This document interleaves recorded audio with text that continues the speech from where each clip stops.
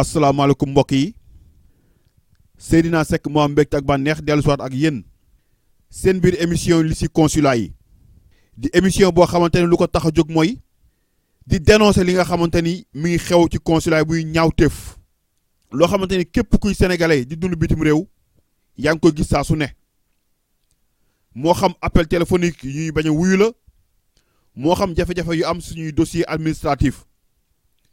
lépp lu ci mën a am rek émission bi lu moom lañ ko jagleel ngir di ko ñaawlu saa su ne mbokk yi jamono yële ump leen ni waxoon nañ fi benn émission boo xamante ni doon nañ wax ci jafe-jafe yu am fële ca consulat bu Milan ci scandale immobilier boobu ñu doon wax te gis nañ ni mi ngi am ay jéego ndaxte newoon naa leen ni Italie mafia ci biir secteur immobilier la ëppee dem nañ ba l'histoire m'a donné raison gis ngeen pot de vin yi nga xam ñu ngi koy tudd ci deal bi nga xamante ne amoon na ci consulat bu Milan waaye tey nag lu ñu naan le mal est profond ndax bu weesoo incompétence ndaw si nga xamante ni moom moo jiite consulat boobu bu weesoo ñàkk kersa bi nga xamante ni moo nekk ci moom bu weesoo pànk bi nga xamante ni moo nekk ci moom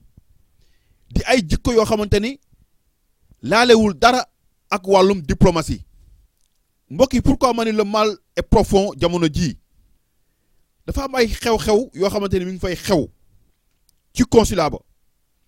sénégalais yi di ma woowee fu nekk di ko ñaawlu ndax dafa nekk benn consulat boo xamante ni saa su ne rek mën nga fa gis lu bees lu la jommal loo xamante ne loxo dafay dar daal di gémmiñ naka la benn consulat mën a amee ca Italie ñaar ndax am na Naples léegi nit ñi di jóge fu ne am na ñoo xamante ne ils font 250 kilomètres pour mën a ñëw ci consulat bi am na ñoo xamante ne ñi ngi jógee ca Bolzano ñuy jóge Catania am na ñoo xam ne Portugal la ñuy jógee am na ñoo xam ne Grèce la ñuy jógee te ñëpp consulat bu Milan la ñuy defaree seen i papier ñëw ba foofu ñu ne leen consul bi dafa dem Rome ndax moom moo war a mën a signer document yi fay génn yëpp moom la wala chancelier bu ñu naan Fofana ñoom ñaar bu ñu fa nekkul dara du dox ci consulat bi comme yàgg naa wax ni femme bi dafa nekk nit koo xamante ni du communiquer ak kenn ci consulat ba du wax ak kenn ci consulat ba du digle du aviser kenn moom ak Fofana ñu ànd dem Rome nee nañ benn soi-disant formation lañ fay def te demam sax mënoon naa ñàkk mu dem kee dem plus de 100 sénégalais nekk fa soxla ay documents yendu fa toute la journée mënuñoo fexe ba gis ku leen signal documents yi ba ñu demee ba situation bi commencé dégénérer ñu woo ko mu naan nañ ma yónnee documents yi nee na nañ ko yónnee documents yi moom mu nekk Rome tàgguwut kenn ba muy dem kenn xamul cax ci lu mu nekk ndax moom faalewul kenn moom noonu lay fonctionner elle fonctionne comme ça comme ku nekk këram di doxal waxuma la sax bu doon email la ko soxla ñu scanner ko sax mu génnee ko caché ko sax dafa mënul nekk parce que il faut nga am internet pour mën a liggéey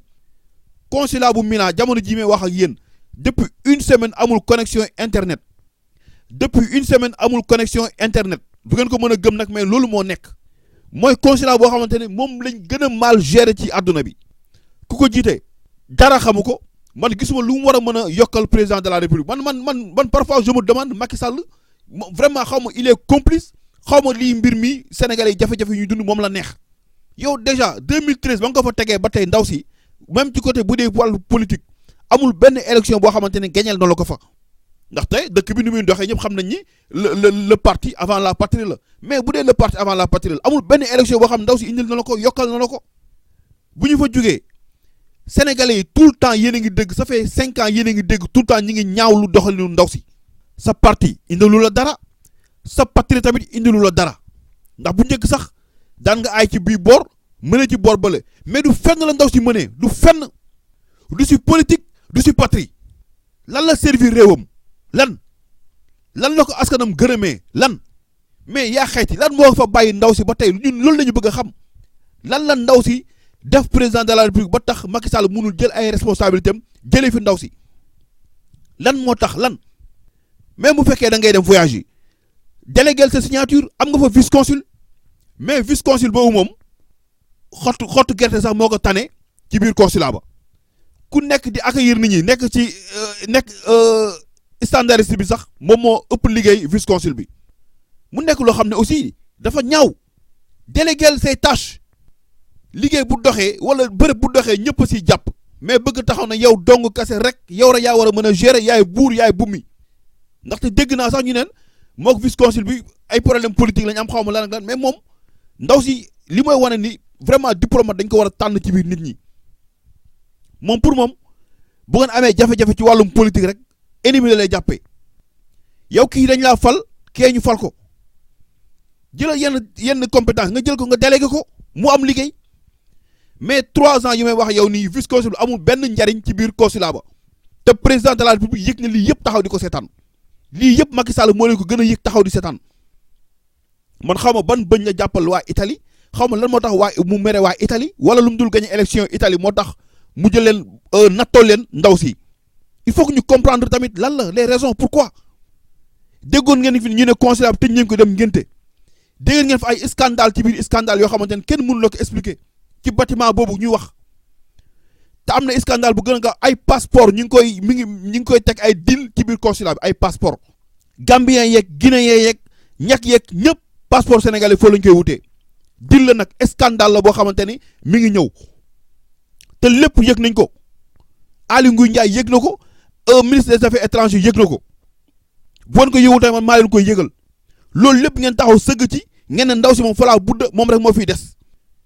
naka ngay mën a demee voyage presque 3 jours toog yóbbu cachet bi kenn mënul jot ay documents tey ñi nga xam ne dañuy def war a def 500 kilomètres tey lan lañ def dañuy obligé jël hôtel fanaan foofu lépp rek ndax benn nit moo fa nekk mooy def lu ko neex mooy buur mooy bummi ñaata yoon lañ taxaw dénoncé lu ñu mel di liggéey ak ay nit jubóowu fa kenn nag demoon nañ ba personnel bi sax defoon nañ benn pétition déposé ko mais ba tey xamuñu fu mu mujjee te lu ma doon wax léegi gis ngeen conséquences yu mën a jur ñu fa nekkoon démb bu ñu lijjatee woon seen dossier kon ñaawteef bi am jamono ji may wax ak yéen nii du am xale bi 1 an la am 1 an mi ngi ànd ak yaayam jóge Pescara démb la ñu fa ñëwoon lu ñu bëggoon mënul nekk tey ñu ñëwaat gis ngeen ndogal bi dal leen 1 an dong la am xale bu rafet ndeysaan ñu ngi jóge ba Pescara mi ngi entre la vie et la mort 3e étage la daanoo ci consulat du Sénégal bu nekk Milan jamono ji may wax ak yéen kon nag jot na suñu autorités yi jël seen responsabilité lu ëpp nag dafay tuuru mbokk yi lu ëpp tuuru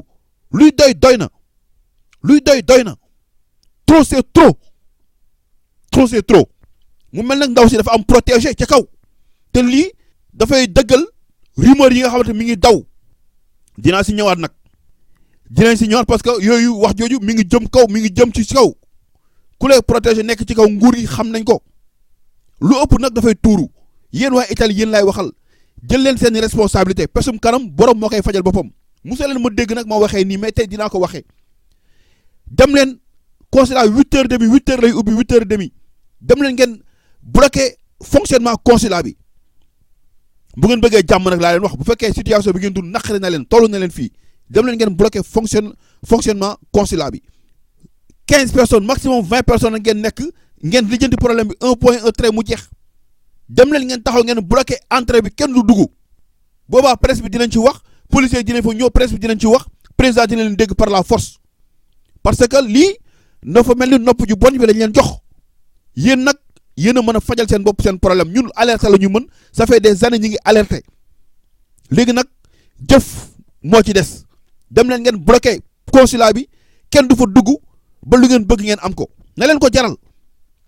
pourquoi français yi wala tubaab yi gën a déterminé wu ci wàllum combat pour lan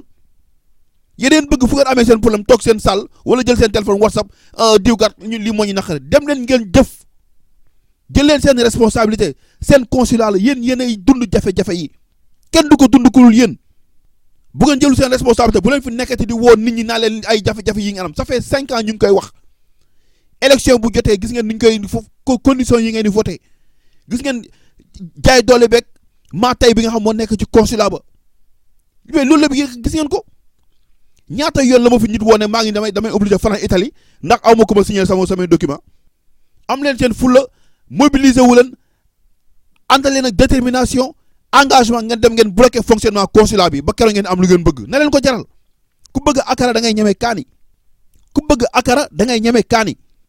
parce que nag ñun mënuñoo comprendre lu mel ni consulat général bu Milan ñuy couper seen internet def nañ enquête ci wàllum scandale ci bâtiment bi xam nañ ni am na ay pots de vin mais kenn du ci wax ba tey pour lan fan la leen ndaw si dugal yéen ñuy décider fan la leen ndaw si dugal wala kan mooy protéger ndaw si yéen a nga bëgg a ñàkk fayda sénégalais yi nekk Italie ak Canada ñoo nekk dëkk yoo xam ñoom ñoo ma gën a neex ci wàllum diaspora parce que bañ lañ leen xamee donc prenez vos responsabilités lóbbu dafay tuuru imaginez plus de 100 sénégalais nekk fa démb ak bërki démb mënuñoo am passeport mënuñoo am déposer carte d'identité mënuñoo légaliser mënuñoo am sauf-conduit pour voyager mënuñoo am dara ndax rek ku ko war a def dem na yóbbu na moo war a signé lan la sa vice consul di jëriñ lu mu fay jëriñ mais vice consul wax di nga toog une semaine boo xam ne sax doo wax ak moom yow jubóowoo ak kenn ci biir consulat bi du kenn nag kenn non mais soyons sérieux quand même nañu sérieux tuuti berki dem la fi ay femmes jóge fële ca Novara di manifester ndax naqar man femmes yooyu man loolu laa bëgg ci sénégalais dem ne beneen yoon nag da ngeen dem ngeen bloqué fonctionnement consulat bi mun a du leen recevoir ndaxte ku ko jiite PDS la bokk moom dafa yaakaar ne moom permanence APR lay gérer foofu ca Milan moom loolu la yaakaar il faut que ñu xamal ko ne ko consulat général du Sénégal à Milan la fay gérer mais pas permanence APR loolu il faut mu dugg ci boppam leer ci boppam boo ci doon teg di gagner ay élection sax ñu mën a wax ñu xam ne kii jàmbaar la donc man je me demande pourquoi boobu ba tey ñu ko fay bàyyi di jiite ay nit les 85% yëpp kenn d'accordul si ni ngay doxalee kenn d'accordul si seen si décision yi ngay jël loolu nag ñu bëgg dundee ba kañ te léegi ay nëbb dafa jeex léegi de amatul lu ñuy nëbb léegi ci consulat yi bépp mbóot bu fa am wax naa leen ko dugg nañ ci seen site Sénégal Actu www.senegalactu.com ci suufa suuf sama numéro téléphone mi ngi fa benn numéro la am nëbbatuuma làqatuuma yónnee la ma seen message wax la ma seen jafe-jafe ñu dénoncé ko keroog ba ma waxee waa Tenerife am na ñu ma contacté wax nañ ma sax yeneen yoo xamante ni dinaa ko si ñambaasat parce que ñoom tamit surfacturation moo leen sonal ñu fa nekk di ko gérer un certain Moussa Ndiaye loo war a fay 4 euros il te facture 10 euros Tenerife la xewee dinaa si gën a ñëwaat encore mais tey Milan fa laa bëgg a wax parce que lii am fa ëpp na te yanawul maanaa te jaarul yoon encore une fois les Sénégalais prenez vos responsabilités pesum kanam borom moo koy fajal boppam lépp tuuru ndax du ma topp diw dafa fekk fa ngeen jëm sorewul bientôt 5 ans yéen a ngi koy dund man nag def naa ci lettre ouverte wax naa ci waxati ci amaana nag bii mooy mujj lu ma ciy waxati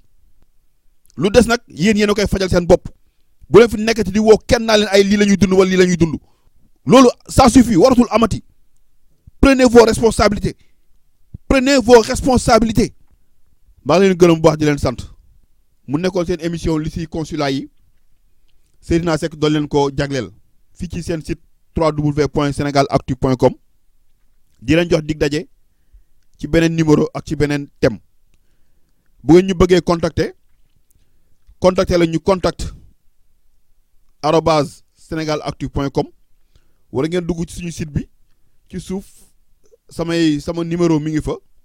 ngeen yónnee ñu seen message wax ñu seen jafe-jafe ñu xool nu ñu koy traité ba ñu ko war a dégg ko maa leen gërëm baax di leen sant jërë ngeen jëf.